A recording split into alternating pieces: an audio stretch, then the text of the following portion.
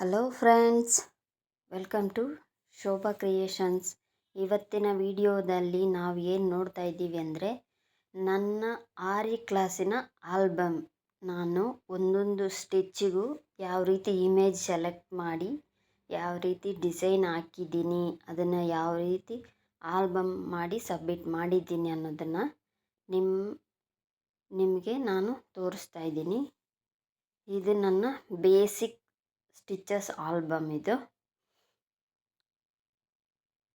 ಹೇಗಿದೆ, ಒಂದೊಂದು ಇಮೇಜಸ್ಗೂ ಯಾವ ರೀತಿ ಪಿಕ್ಚರ್ಸ್ ಸೆಲೆಕ್ಟ್ ಮಾಡಿದ್ದೀನಿ ಅಂತ ನೋಡಿ.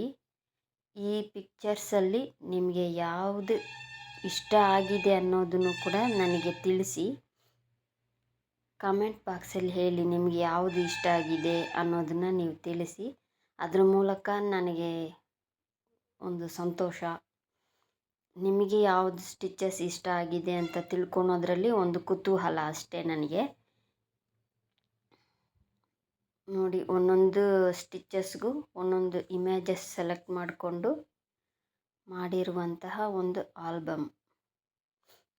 ಇದರಲ್ಲಿ ನಿಮಗೆ ಎಷ್ಟು ಇಮೇಜಸ್ ಇಷ್ಟ ಆಗಿದೆ ಅನ್ನೋದನ್ನು ಕೂಡ ತಿಳಿಸಿ.